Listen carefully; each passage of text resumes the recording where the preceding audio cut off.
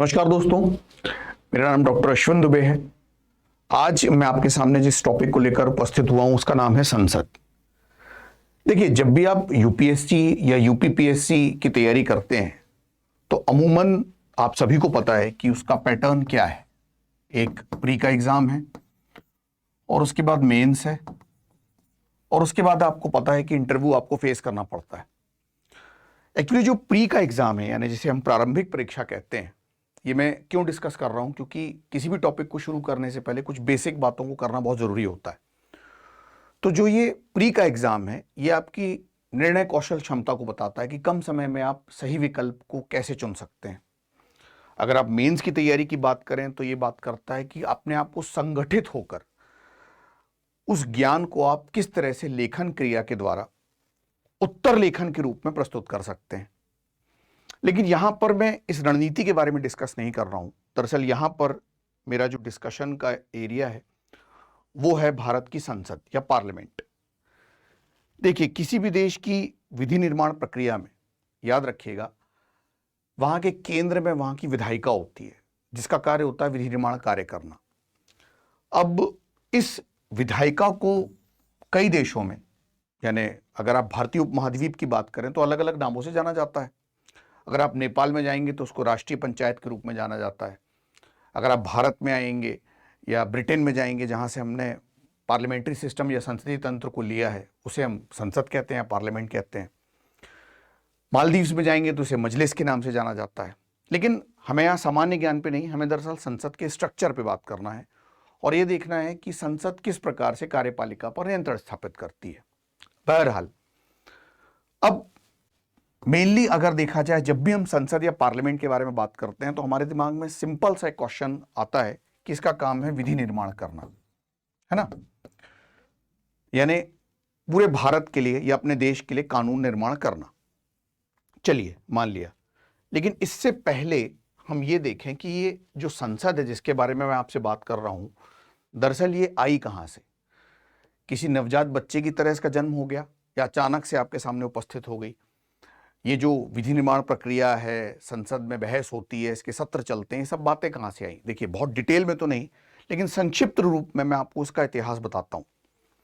आपको पता होगा भारतीय स्वतंत्रता आंदोलन के बारे में, और भारतीय स्वतंत्रता आंदोलन का जो अंतिम पड़ाव था वो क्या था। भारतीय स्वतंत्रता आंदोलन का जो लास्ट स्टेज थी, which was making the Indian constitution, मतलब भारत के संविधान का निर्माण करना, है ना। अब भारत के संविधान का निर्माण करने का एक चरणबद्ध तरीका था। आपको पता होगा, इसका एक लंबा इतिहास रहा है। अभी फिलहाल हम वहां नहीं जाएंगे। जब क्रिप्स मिशन आया, कैबिनेट मिशन आया, और उसकी सिफारिशों के आधार पर हमने भारतीय संविधान सभा का गठन किया। ये तो आपको पता ही होगा, आपने पढ़ा ही होगा। और जब इस भारतीय संविधान सभा का गठन हुआ तो याद रखिएगा, इस भारतीय संविधान सभा को बनाने वालों में भारत के स्वतंत्रता सेनानियों का अभूतपूर्व योगदान था। चाहे वल्लभ भाई पटेल हों या राजेंद्र प्रसाद हों, पट्टाभी सीतारमैया हों, बहुत सारे लोग थे। बी.आर. अम्बेडकर का नाम तो आपने सुना ही होगा। और इस भारतीय संविधान सभा ने अपने कई आयामों और कई पहलुओं के साथ भारतीय संविधान का निर्माण किया। कुछ आयाम अगर मैं आपसे बोलूं, सबसे पहले तो भारतीय संविधान सभा ने कई बैठकें करना स्टार्ट कर दी, मीटिंग्स की। देन कुछ कमेटीज, या आप बोलते हैं जिनकी समितियों का गठन किया गया, है ना। जैसे प्रारूप समिति का नाम तो सुना ही होगा। मौलिक अधिकारों और अल्पसंख्यकों पर जो समिति बनी, वल्लभ भाई पटेल उसके अध्यक्ष थे, आपने सुना होगा। या इसके अलावा राज्यों से समझौता वाली समिति का गठन हुआ, agreement on the states, Vallabh भाई पटेल को वो समिति दी गई थी। खैर, ये सब बातें तो बात की हैं। सॉरी, मेरे ख्याल से वो जवाहरलाल नेहरू के पास थी, वल्लभ भाई पटेल के पास तो राज्य संविधान समिति थी। खैर, तो अब ये सब काम करने के बाद जब हमारा संविधान बनकर तैयार हुआ, अब संविधान सभा का अगर डेट वाइज देखें तो संविधान सभा का गठन कब हुआ? 9 दिसंबर 1946 को, है ना। और इस 9 दिसंबर 1946 से लेकर लगभग 2 साल, यानी 2 वर्ष 11 महीने और 18 दिनों के भीतर हमने क्या किया? अपने संविधान का निर्माण कर लिया, है ना। अब जब हमने संविधान का निर्माण कर लिया तो 26 नवंबर 1949 को हमने अपना संविधान अंगीकृत किया, यानी कि 26 नवंबर 1949 को हमारा संविधान बनकर तैयार हो गया। अब यहां पर एक बात याद रखिएगा, अभी संविधान पर हस्ताक्षर होना बाकी थे। अभी जितने भी हमारे बड़े बड़े संविधान वेत्ता थे उनका संविधान पर हस्ताक्षर अभी नहीं हुआ था। बट 26 नवंबर 1949 को इमीडिएट तात्कालिक रूप से हमने कुछ प्रावधानों को अपनाया, जिनमें कुछ प्रावधान थे, जैसा पहला था नागरिकता, यानी कि सिटीजनशिप। अब सिटीजनशिप की जरूरत क्यों थी भाई? सीधी सी बात है, कौन भारत में रहेगा, कौन पाकिस्तान में रहेगा, देशी रियासतों का क्या होगा, नॉर्थ ईस्ट के स्टेट्स के साथ क्या व्यवहार किया जाएगा, ये सब बातें डिस्कस होनी थी, क्यों नहीं थी? तो ये बहुत जरूरी था नागरिकता का प्रावधान। और आपको तो पता था भारत में कैसी स्थिति थी, हिंसात्मक स्थिति बन चुकी थी। देन इसके अलावा दूसरा प्रावधान जो आपने अपनाया उसका नाम था इलेक्शन, यानी कि निर्वाचन। अब भारत को एक केंद्रीय एजेंसी की जरूरत थी, एक सेंट्रल एजेंसी की जरूरत थी, जो ब्रिटिशर्स के जाने के बाद भारत में आम चुनाव करवा सके, संपूर्ण भारत को संभाल सके, चुनाव के बारे में बता सके, वोटर बैलेट सिस्टम को डेवलप कर सके। और इसके साथ साथ हमने अपनाया जो तीसरा और सबसे महत्वपूर्ण प्रावधान था इन दोनों में ही, उसको हम बोलते हैं इंतरिम पार्लियामेंट, यानी कि हम इसको क्या बोलते हैं? अंतरिम संसद। अब ये अंतरिम संसद क्या है? अंतरिम का मतलब होता है, यहां पर सिर्फ इतना जान लीजिए, अस्थायी। समझ में आ रही बात? ये अंतरिम संसद आ कहां से गई? दरअसल संविधान वेत्ताओं ने यह डिसाइड किया कि जब तक भारत में आम चुनाव नहीं हो जाते हैं तो क्यों ना इस संविधान सभा को, जो हमारा संविधान डेवलप कर रही है, इसी को अंतरिम संसद का रूप दे दिया जाए। तो automatically it has been converted in the interim parliament, ये अंतरिम संसद में बदल गई। अब इस अंतरिम संसद के कार्य क्या थे, इसको ध्यान से देखिए। इस अंतरिम संसद के मुख्यतः दो कार्य बन गए, तो मैं आपको अपने टॉपिक पे तुरंत लेकर आ जाऊंगा। इस अंतरिम संसद ने क्या किया? मुख्यतः अब ये दो कार्य कर रही थी। पहला काम क्या कर रही थी? पूरे देश में संविधान को लागू करने का कार्य कर रही थी। दूसरा काम क्या कर रही थी? दूसरा काम इसका था भारत के लिए विधि निर्माण प्रक्रिया को डेवलप करना, यानी विधि बनाने का कार्य। तो आप खुद सोचिए, जो संस्था या जो एजेंसी विधि बनाएगी उसे ही तो हम विधायिका कहेंगे, और इसीलिए इसे संसद का रूप दिया गया, अंतरिम संसद। और यहीं से भारतीय संसद का जन्म हुआ। आगे जाके जब 1952 के आम चुनाव हुए तो राज्यसभा भी आई और लोकसभा भी आई, वो हम अभी डिस्कस करने ही वाले हैं। तो चलिए आते हैं भारतीय संसद पर, जो आपका मुख्य टॉपिक है जिसको हमको डिस्कस करना है। अब देखिए, ये तो एक संक्षिप्त इतिहास मैंने आपको बताया, एक शॉर्ट हिस्ट्री मैंने आपको बताई इतिहास की, भारतीय संसद की। लेकिन जब भी हम संसद की बात करते हैं तो याद रखिएगा, भारत की संसद को समझने से पहले आपको अमेरिका और ब्रिटेन की संसद के बारे में जानना अति आवश्यक है। क्यों ऐसा मैं बोल रहा हूं? उसका रीजन ये है कि हमने दरअसल जो संसद का प्रारूप या संसदीय प्रणाली या जो पार्लियामेंट्री सिस्टम एडॉप्ट किया है वो ब्रिटेन से किया है। अब दरअसल ब्रिटेन में क्या है, देखिए शॉर्ट में समझ लीजिए। ब्रिटेन में क्या है? ब्रिटेन में जैसे हाउस ऑफ लॉर्ड्स है, जिसे हम उच्च सदन कहते हैं, और हाउस ऑफ कॉमन्स है, जिसे हम निम्न सदन कहते हैं, प्लस मध्य में राजा है, केंद्र में। लेकिन राजा जो होता है वो सिर्फ यहां पर नाम मात्र का होता है। मोनार्की सिस्टम है यहां पर, राजतंत्र प्रणाली है यहां पर। बाकी मुख्य कार्य हाउस ऑफ लॉर्ड्स और हाउस ऑफ कॉमन्स करते हैं। कुछ इसी तरह की स्थिति भारत में भी है, बस भारत में हमने गणतंत्र को अपना लिया है कि हमारा जो राष्ट्रपति होता है वो निर्वाचित होता है। कैसे? मैं इसको आपको ग्राफ के थ्रू बना के दिखाता हूं। जैसे एग्जाम्पल के तौर पे हम संसद का एक छोटा सा ग्राफ बनाते हैं। अगर हम भारतीय संसद की बात करें तो इसको हम थोड़ा सा और एक्सप्लोर करते हैं। हम इसको थोड़ा सा वाइड एरिया की तरफ देख के करते हैं, ठीक है ना? कैसे करते हैं? हम एक काम करते हैं, लिखते हैं विधायिका, यानी लेजिस्लेचर, ठीक है। अब चूंकि हम भारत के संबंध में बात कर रहे हैं तो भारत में कानून बनाने की जो प्रक्रिया है वो दोनों स्तरों पर होती है। सेंट्रल लेवल पे भी होती है और स्टेट लेवल पे भी होती है, ठीक है। अगर आप सेंट्रल लेवल पे जाएंगे तो हम बोलते हैं केंद्रीय विधायिका, और केंद्रीय विधायिका भारत में क्या कहलाती है? संसद। इस कंसेप्ट को अगर आप समझ गए तो आप पूरे पॉलिटी की शुरुआत का जो ये बेसिक टॉपिक है उसको बहुत आराम से समझ जाएंगे। देन स्टेट लेजिस्लेटिव, अगर स्टेट लेवल पे आप देखें या कानून बनाने का काम कौन करती है, तो राज्य का विधानमंडल, जिसे स्टेट लेजिस्लेचर बोलते हैं, राज्य का विधानमंडल। अब चूंकि हमारे यहां भारत में बाइकैमरल लेजिस्लेचर है, द्विसदनीय विधानमंडल है, जिसे हमने ब्रिटेन से लिया है, तो संसद के 2 सदन हैं, आप सबको पता है, मुझे बताने की जरूरत नहीं है, राज्यसभा और लोकसभा, है ना। राज्यसभा जिसे हम उच्च सदन कहते हैं, अपर हाउस, अभी मैं इसकी बात करूंगा। लोकसभा जिसे हम लोअर हाउस कहते हैं। कई राज्यों में, लगभग 5 से 6 हमारे राज्य हैं जहां पर राज्यों में भी द्विसदनात्मक व्यवस्था है, बाइकैमरल लेजिस्लेचर है, जैसे उच्च सदन विधान परिषद, निम्न सदन विधानसभा, जिसे बोलते हैं स्टेट लेजिस्लेटिव असेंबली। यहां पर याद रखिएगा, संसद में प्रेसिडेंट भी उसका एक महत्वपूर्ण अंग होता है। राज्यों में अगर आप जाएंगे तो यह स्थिति गवर्नर की है।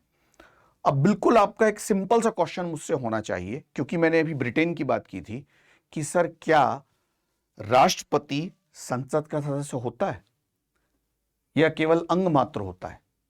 बहुत ही सिंपल सा आंसर है इसका। अगर आप अपने आप को और मुझे याद रखते हैं तो इस प्रश्न में कभी कंफ्यूज नहीं होंगे। याद रखिएगा, राष्ट्रपति, आर्टिकल 79 में स्पष्ट कहा गया है कि संसद राष्ट्रपति, राज्यसभा और लोकसभा से मिलकर बनती है। राष्ट्रपति संसद का सदस्य नहीं होता है, केवल महत्वपूर्ण अंग मात्र होता है। तो इसको कैसे समझें? देखिए, as a student and as a teacher, we both, हम दोनों इस इंस्टीट्यूट में मैं आपको पढ़ा रहा हूं और आप यहां पढ़ रहे हैं, लेकिन हम यहां के सदस्य नहीं हैं। यहां के मैनेजमेंट से हमारा कोई लेना देना नहीं है, यहां के डिसीजन मेकिंग में हमारा कोई भी कार्य नहीं है। आपका काम है सिर्फ पढ़ना और मेरा काम है पढ़ाना। क्लास खत्म, आप अपने घर, मैं अपने घर, आपने अपना चैनल बंद किया, मोबाइल बंद किया, डिसीजन मेकर हम नहीं हैं। ऐसे ही याद रखिएगा, इस तरह से हम इंस्टीट्यूट के सिर्फ एक पार्ट हुए, क्योंकि हमारे बिना इंस्टीट्यूट चल नहीं सकता, क्योंकि हम तो क्लास करने वाले और क्लास कराने वाले हैं। ऐसे राष्ट्रपति का कुछ हिस्सा है।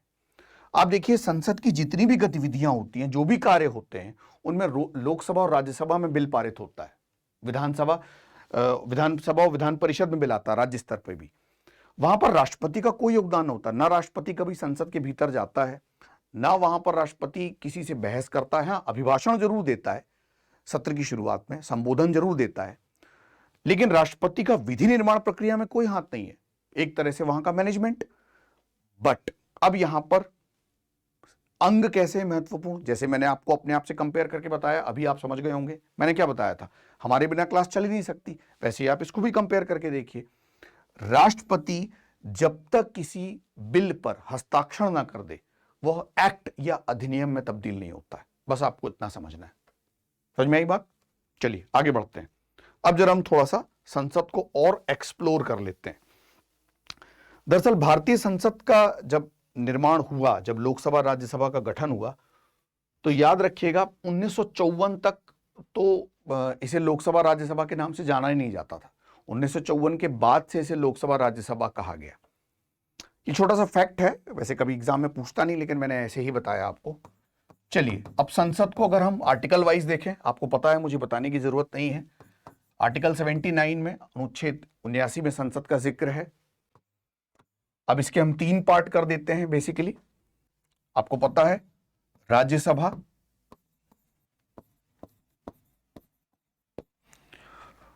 और लोकसभा,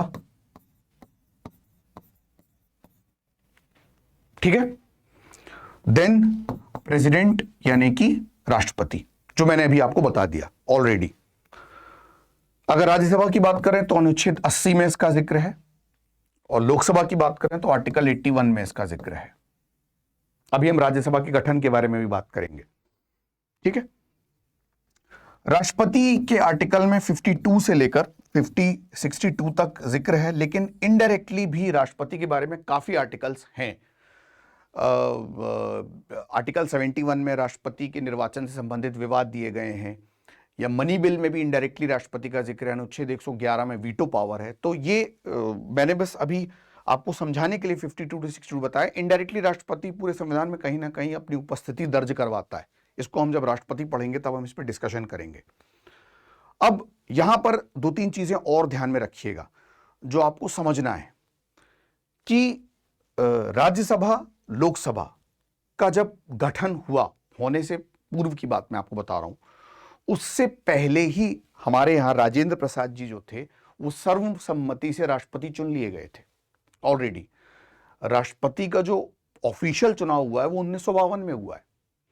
तो 1950 में जब 26 जनवरी 1950 को 26 जनवरी 1950 को हमने जब कॉन्स्टिट्यूशन अडॉप्ट किया, तब तक तो संविधान अडॉप्ट होने से पहले ही वो राष्ट्रपति बन चुके थे। समझ में आ रही बात? मतलब संविधान लागू होने तक वो राष्ट्रपति बन चुके थे। 1952 में फिर सभी का चुनाव हुआ, लोकसभा राज्यसभा सभी आई। तो एक एक करके हम जरा अब इनके गठन के बारे में जिक्र करते हैं। चलिए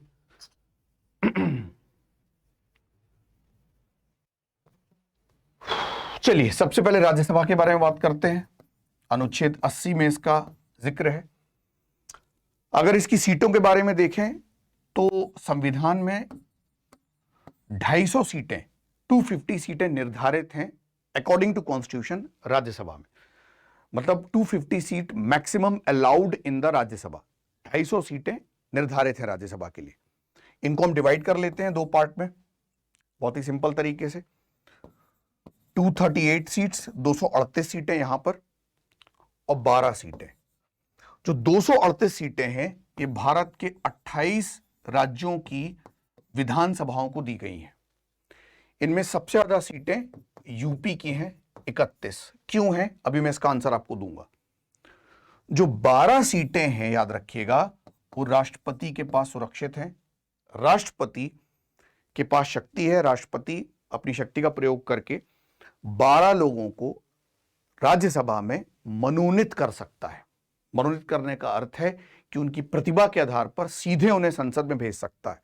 अब किन किन क्षेत्रों से? साहित्य, लिटरेचर, कला, आर्ट, साइंस, विज्ञान एंड देन इसके अलावा सोशल सर्विस या समाज सेवा के आधार पर इनको भेजा जा सकता है। हाल ही में कई बच्चों ने मुझसे प्रश्न पूछा कि सर सचिन तेंदुलकर और रेखा का जो नॉमिनेशन हुआ, अब तो उनको रिटायर्ड हुए भी काफी टाइम हो गया, वो किस क्षेत्र से हुआ? तो रेखा याद रखिएगा कला के क्षेत्र से आई, मुझे बताने की जरूरत नहीं है। मनोरंजन का जो क्षेत्र है वो कला में ही आता है। सचिन तेंदुलकर को जो नॉमिनेशन हुआ था वो सोशल सर्विस सेक्टर से हुआ था, समाज सेवा से वो जुड़े हुए हैं। यहां पर याद रखिएगा कि सचिन तेंदुलकर की स्पोर्ट्स की कोई कैटेगरी नहीं थी, ठीक है ना। खैर ये तो मैंने आपको बताया। अब हम आते हैं इन 238 सदस्यों पर। यहीं पर बच्चे हमेशा परेशान होते हैं कि सर ये जो 238 सीटें हैं इनका निर्वाचन कैसे होता है। बच्चा यहां पर परेशान होता है कि इनका निर्वाचन कैसे होता है। इसको देख लेते हैं इनका निर्वाचन कैसे होता है। भाई देखिए, इससे पहले कि मैं इनका निर्वाचन बताऊं, एक छोटा सा मुझे आपको फैक्ट बताना है ताकि बच्चे बार बार मैं ये जो सांसद या एमपी वर्ड यूज कर रहा हूं इसमें आप कहीं कंफ्यूज ना हो जाए। मैं ये मेरी गलती में बताना आपको भूल गया। जैसे मान लीजिए अगर मैं यहां पर पार्लियामेंट लिखता हूं या संसद लिखता हूं, बहुत ही सिंपल सा ये एक जवाब है। और ये राज्यसभा है और ये लोकसभा है, ठीक है। आप राज्यसभा के सदस्य बनते हैं, आप लोकसभा के सदस्य बनते हैं। मतलब अल्टीमेटली आप किसके सदस्य बने? पार्लियामेंट के, यानी संसद के। तो संसद से क्या बने आप? सांसद यानी मेंबर ऑफ पार्लियामेंट। तो याद रखिएगा चाहे आप राज्यसभा में जाएं चाहे लोकसभा में जाएं, कहलाएंगे आप member of parliament. Member of Rajya Sabha को भी मेंबर ऑफ पार्लियामेंट कहते हैं और मेंबर ऑफ लोकसभा को भी मेंबर ऑफ पार्लियामेंट कहते हैं। तो ये मैंने कंफ्यूजन इसलिए दूर कर दिया क्योंकि बीच बीच में कई बार बच्चों को थोड़ा सा कंफ्यूजन होता है। खैर आगे बढ़ते हैं। अब सवाल पैदा होता है कि सर ये राज्यसभा के सदस्यों का निर्वाचन कैसे होता है। तो इसको मैं मिटा देता हूं और थोड़ा सा आपको और एक्सप्लोर कर देता हूं उसको कि राज्यसभा के सदस्यों का निर्वाचन कैसे होता है। ईमानदारी से बताइए, कभी भी आपने राज्यसभा के सदस्यों के निर्वाचन को सुना भी है? मुझे तो नहीं लगता आपने कभी सुना होगा राज्यसभा के सदस्यों का निर्वाचन। I don't think so. पता भी नहीं चलता इनका निर्वाचन कब हो गया। ये तो सबको पता है कि इलेक्शन कमीशन इस इलेक्शन को कंडक्ट करवाता है। दरअसल ये जो 238 सीटें हैं राज्यसभा को जो अलॉट की गई हैं, ये याद रखिएगा, ये 238 सीटों पर निर्वाचन कोई आम व्यक्ति का नहीं होता है। आप नहीं खड़े हो सकते हैं चुनाव में। यहां पर वोट देने वाले सबसे पहले कौन होते हैं समझ लीजिए, जो हमारी 28 राज्यों की विधानसभाओं के निर्वाचित विधायक यानी एमएलए होते हैं, मेंबर ऑफ लेजिस्लेटिव असेंबलीज, वो इन सीटों पर वोट देते हैं। सबसे पहला तो आपको याद रखना है। तो आप सोचेंगे सर कि फिर इस चुनाव में मतदान अगर ये करते हैं तो वोट में, इलेक्शन में खड़ा कौन होता है?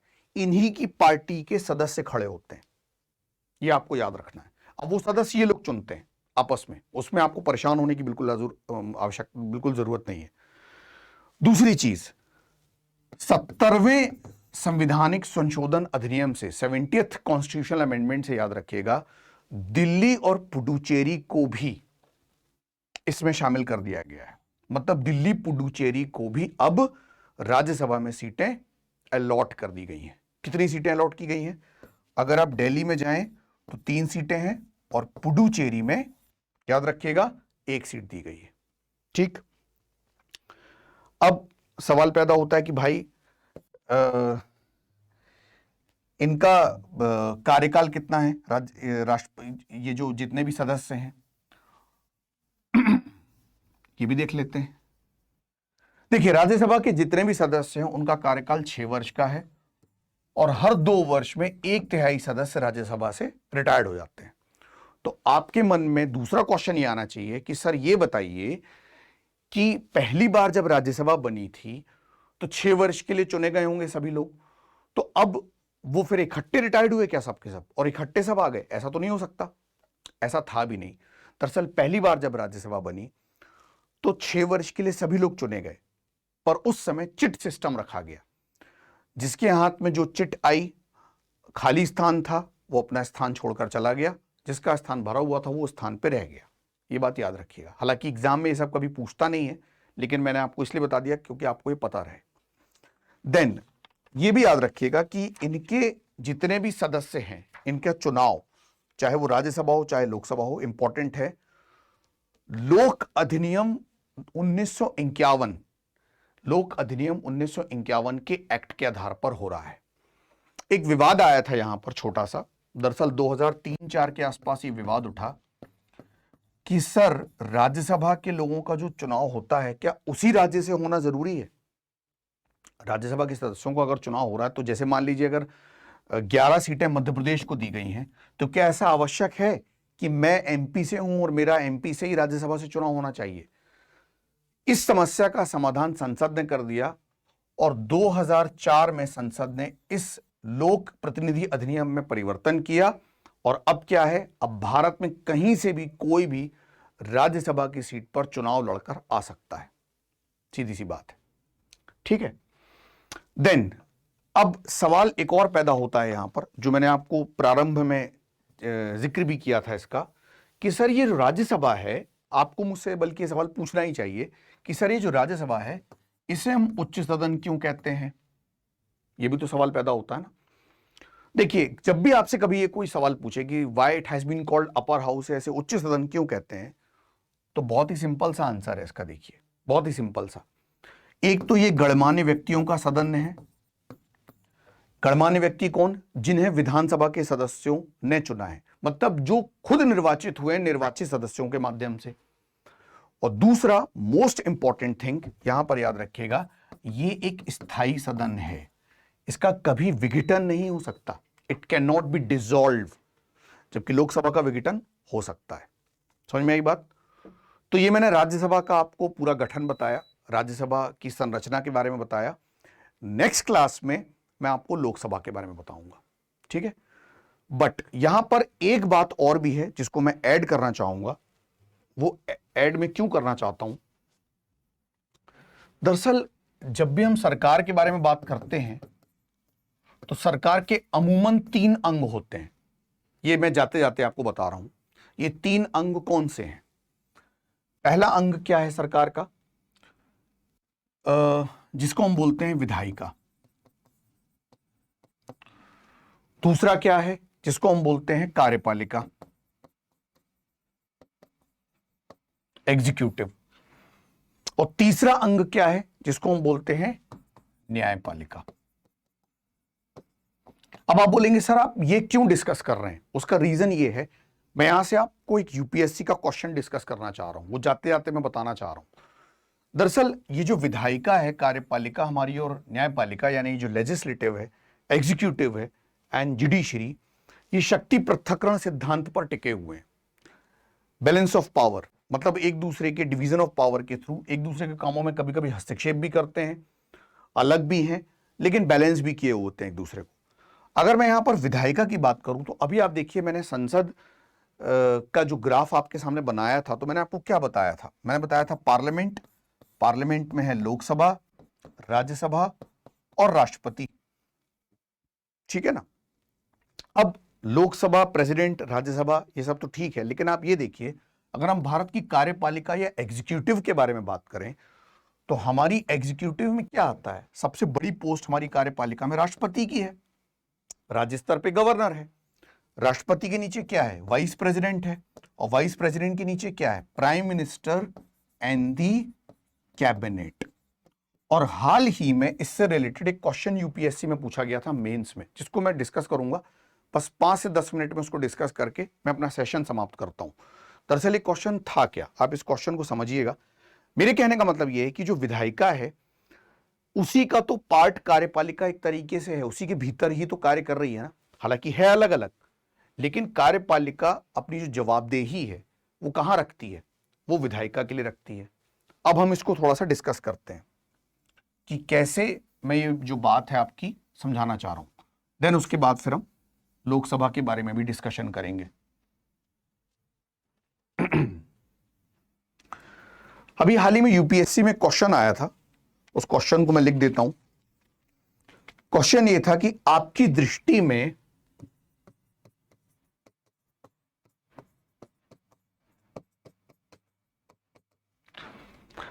कार्यपालिका की जवाबदेही को, कार्यपालिका की जवाबदेही को निश्चित करने में संसद कहां तक समर्थ है,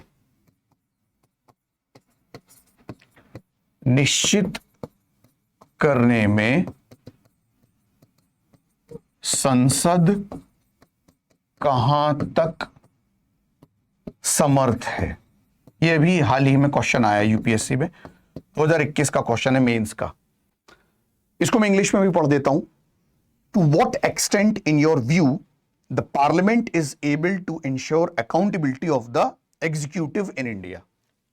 मतलब इसमें जो क्वेश्चन पूछा गया है उसमें आपकी दृष्टि, पहला कीवर्ड मिल गया हमको, पूछा गया है इन व्यू, इन योर व्यू, आपके व्यू से।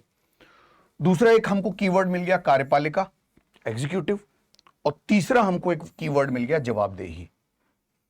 तो क्या संसद जो है आपकी दृष्टि में कार्यपालिका की अकाउंटेबिलिटी सिद्ध कर पा रही है? हमारे प्रोस्पेक्टस से हमको ये देखना है, उसको हमको समझाना है। तो क्वेश्चन तो आपने देख ही लिया, हम लोग इसको आगे बढ़ाते हैं नेक्स्ट पेज में।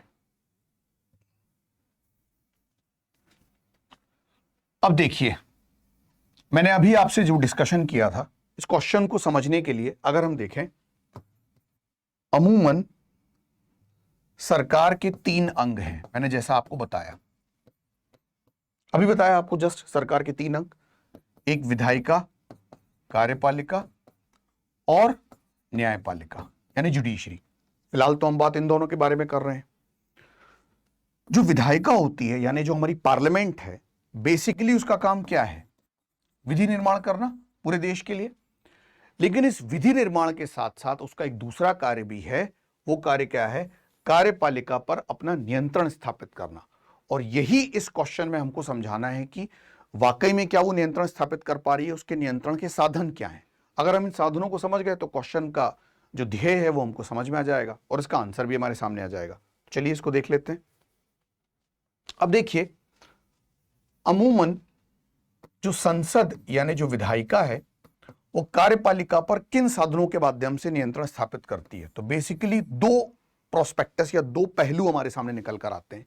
पहला, एडमिनिस्ट्रेटिव तरीके से, यानी कि प्रशासनिक तरीके से, और दूसरा प्रशासनिक तरीके के अलावा वित्तीय तरीके से, है ना। अब प्रशासनिक तरीके से और वित्तीय तरीके से इनको अगर हम समझ गए तो आप ये समझ जाएंगे कि संसद कार्यपालिका पर कैसे अपना नियंत्रण स्थापित करती है। चलिए देख लेते हैं। अगर प्रशासनिक तरीके से हम देखें तो प्रशासनिक तरीके से संसद जो नियंत्रण स्थापित करती है उसके क्या क्या साधन हमारे सामने हैं। ये साधन क्या हैं? जैसे एग्जाम्पल के तौर पे सबसे पहला साधन क्या हो सकता है? सबसे पहला साधन हो सकता है विभिन्न तरह के प्रस्ताव। अब ये प्रस्ताव क्या है? रेजोल्यूशंस, जो समय समय पर संसद जो है, चाहे लोकसभा हो चाहे राज्यसभा हो, सरकार के विरुद्ध लाती है कि भैया देखो आप शैतानी मत करो, आप देश हित में कार्य करो, देश के साथ धोखाधड़ी मत करो, नहीं तो हम कुछ ऐसे प्रस्ताव ला सकते हैं जिसमें आपकी सरकार को दिक्कत पैदा हो सकती है। जैसे एग्जाम्पल के तौर पर अविश्वास प्रस्ताव। अविश्वास प्रस्ताव कहां आता है? लोकसभा में ही तो आता है, इसको विपक्ष लेकर आता है, आपको पता होगा। और अगर अविश्वास प्रस्ताव पारित हो गया तो सरकार गिर सकती है, तो संसद ही तो इसको लेकर आती है। देन इसके अलावा और भी कई अन्य प्रस्ताव हैं, पता होगा आपको, जैसे निंदा प्रस्ताव। निंदा प्रस्ताव किसके लिए आता है? निंदा प्रस्ताव मंत्रियों के लिए तो आता है। अगर कोई मंत्री अपने कार्य को लेकर उत्तरदायित्व नहीं ग्रहण करता है तो सीधी सी बात है उसको लेकर आ सकता है। आपको पता होगा आर्टिकल 75 के 3 में मेंशन्ड है कि मंत्रिपरिषद सामूहिक रूप से लोकसभा के प्रति उत्तरदायी होती है, यानी council of minister is collectively responsible to the Lok Sabha.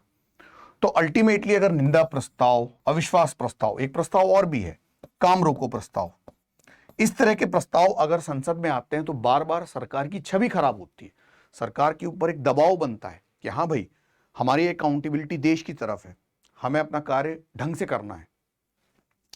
इसके अलावा और प्रशासनिक नियंत्रण संसद क्या कर सकती है? जैसे प्रश्न पूछकर, कई तरह के प्रश्न होते हैं, सरकार से प्रश्न भी पूछे जाते हैं। इन प्रश्नों के कई प्रकार हैं, आपको पता होगा, जैसे कि तारांकित प्रश्न। इनको मैं विस्तार से बताऊंगा आपको जब मैं संसद का पूरा टॉपिक कराऊंगा। स्टेयर्ड क्वेश्चन कहते हैं इनको। अतारांकित प्रश्न ये मंत्रियों से पूछे जाते हैं या संसद सदस्यों से पूछे जाते हैं। देन इसके अलावा अल्प सूचना प्रश्न, ये प्रश्न भी पूछे जाते हैं। अल्प सूचना प्रश्न, इन प्रश्नों को पूछकर मंत्रियों के ऊपर दबाव बनाया जा सकता है कि भाई आपने अगर रेलवे प्रोजेक्ट में या उज्ज्वला परियोजना में इतना पैसा भी खर्च किया तो इतना क्यों खर्च किया? बजट में तो आपने इतना दिखाया था, फला फला बजट से बाहर आपका पैसा कैसे चला गया? ये सब चीजें। तो इससे सरकार की छवि बार बार, और आप तो पता, आप संसद की कार्यवाहियां टीवी में डायरेक्ट देख सकते हैं, तो इससे भी संसद की कार्यवाहियों के बारे में हमें पता चलता है ना। नेक्स्ट, इसके अलावा और संसद पे नियंत्रण कैसे, संसद कार्यपालिका पर नियंत्रण कैसे स्थापित कर सकती है? तो एक और पहलू है चर्चाएं करके।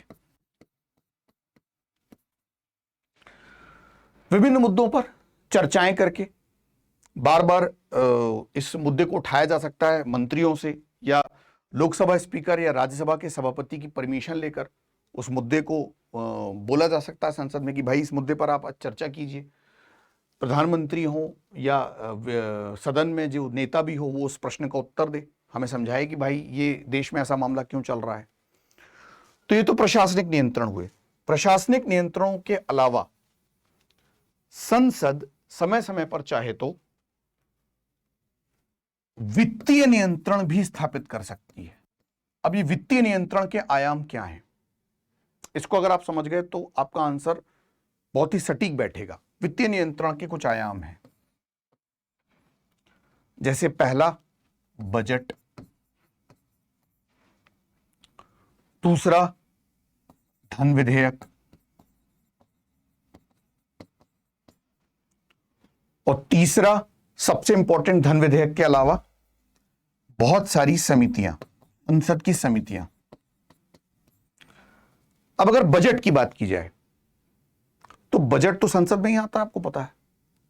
अब अगर मान लीजिए बजट पारित ही नहीं होगा तो आने वाले साल में, आने वाले वर्ष में सरकार अपना खर्चा कैसे देखेगी, कैसे निकालेगी कि भाई आपने इतना बजट बोला है, क्या वाकई में इस बजट को लेकर आप अकाउंटेबल हैं, उत्तरदायित्व रखते हैं, इतना आप वाकई खर्च करेंगे? तो यहां पर संसद चाहे तो सरकार पर नियंत्रण स्थापित कर सकती है। धन विधेयक आपको पता ही होगा, मनी बिल बहुत इंपॉर्टेंट टॉपिक है। एक आर्टिकल 109 से लेकर आर्टिकल 111 में इसका जिक्र है। धन विधेयक एक सरकारी विधेयक होता है और अमूमन जितने सरकारी विधेयक होते हैं वो धन विधेयक होते हैं, आपको पता होगा। इसका एक छोटा सा पार्ट और भी है जिसे वित्त विधेयक भी कहा जाता है, जो थोड़ा इससे मिलता जुलता है, इसका जुड़वा भाई कहलाता है, वो हम बाद में डिस्कस करेंगे।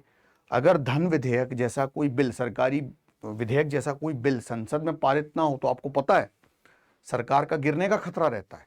तो ये भी एक तरीका है कि भाई विभिन्न तरह के खर्चे आपको करना है आगे जाकर, तो धन विधेयक के ही माध्यम से तो आप पैसा निकालेंगे। तो अगर वो पैसा मिलेगा ही नहीं तो आप खर्च कहां करोगे? समितियां, बहुत सारी समितियां हैं संसद में, खासतौर पे 3 ऐसी समितियां हैं जिनका अगर मैं आपके सामने जिक्र करूं, ये 3 समितियां जिनको हम वित्तीय समितियां कहती हैं, ये सरकार पर समय समय पर दबाव बनाकर रखती हैं, संसद में एक दबाव समूह की तरह कार्य करती हैं, प्रेशर ग्रुप की तरह। जैसे आपको तो पता ही होगा, सबसे पहली कौन सी है? लोक लेखा समिति,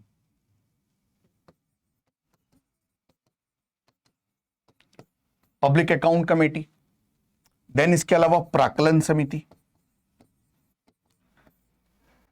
एंड देन इसके अलावा कमेटी ऑन पब्लिक अंडरटेकिंग्स, लोक उपक्रम समिति जिसे हम कहते हैं।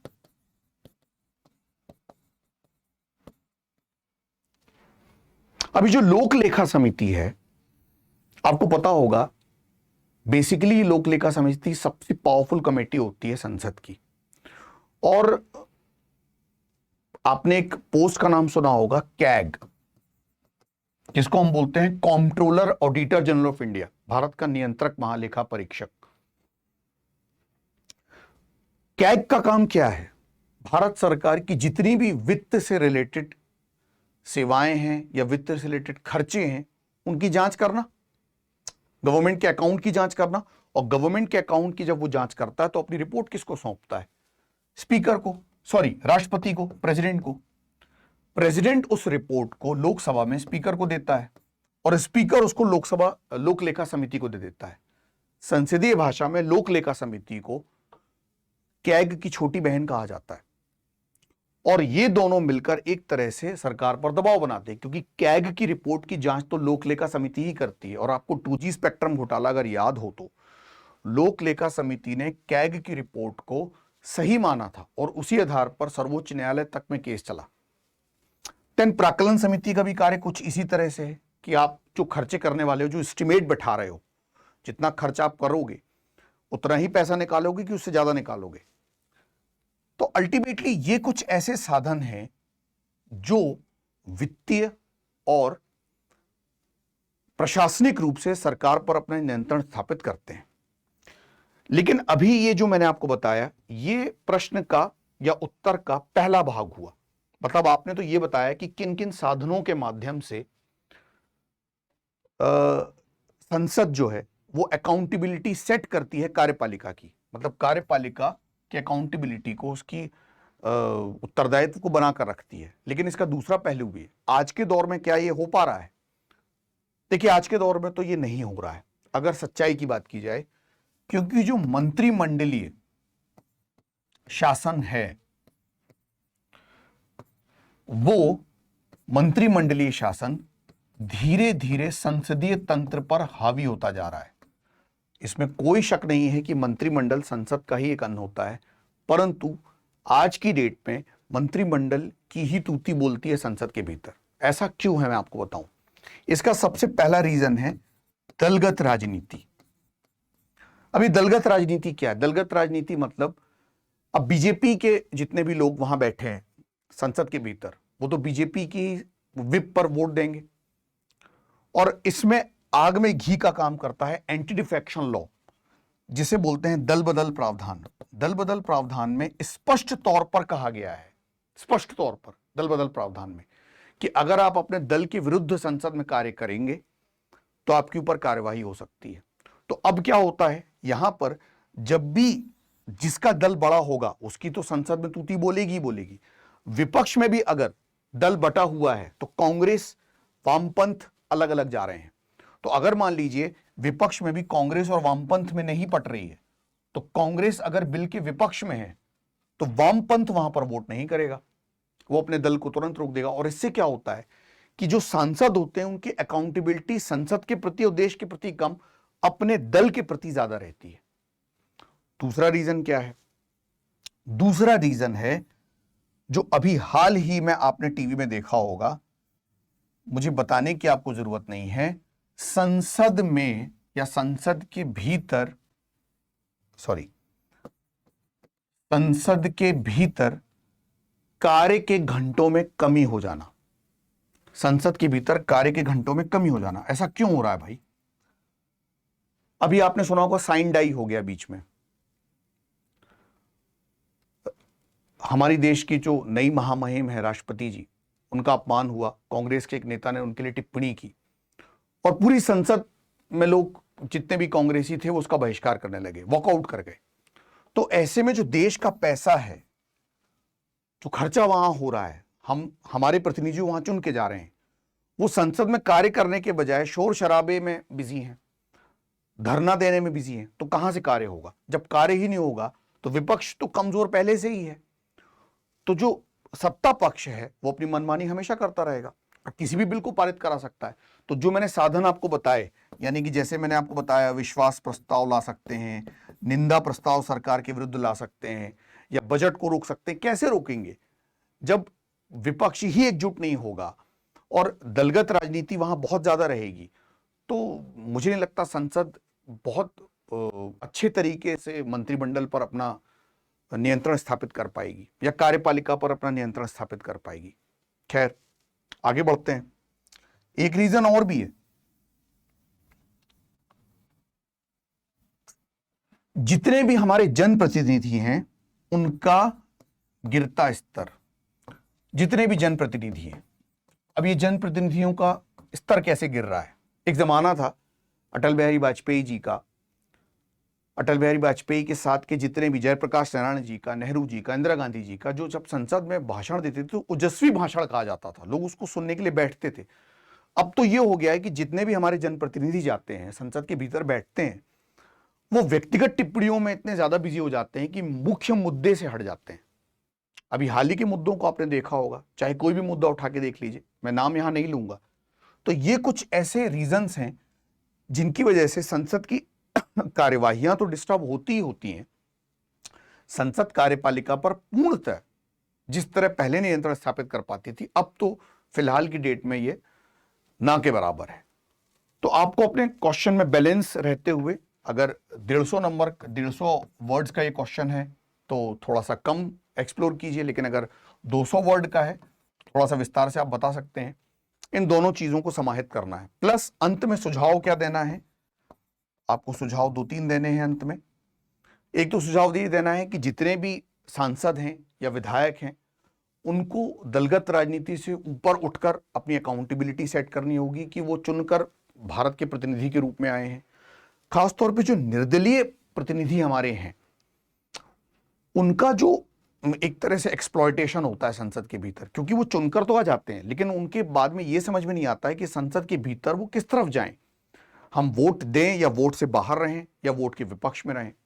तो ये सब अकाउंटेबिलिटी सेट करनी पड़ेगी। एक तो ये सुझाव आपको देना अपने आंसर में।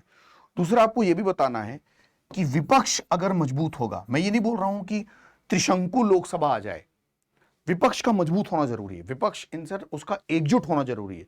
अब भले ही कांग्रेस की 54 सीटें या 56 सीटें हों, लेकिन कांग्रेस के साथ साथ वामपंथ भी अगर हो या और भी दूसरे दल हों, वो मिलकर अगर कार्य करें तो सरकार पर दबाव बनाया जा सकता है। सरकार अच्छा कार्य कर रही हो या बुरा कार्य कर रही हो, अब दोनों की, अगर अच्छा कार्य कर रही है तो उसकी तारीफ कीजिए और बुरा कार्य कर रही है तो आप उसकी आलोचना कीजिए, लेकिन व्यक्तिगत टिप्पणियों से बचिए। तो इन चीजों को समाहित करते हुए, बैलेंस व्यू लेते हुए you have to write your answer. तो थैंक यू सो मच। आज का सेशन इतना काफी था। नेक्स्ट सेशन में मैं आपको लोकसभा के गठन के बारे में भी बताऊंगा। Thank you.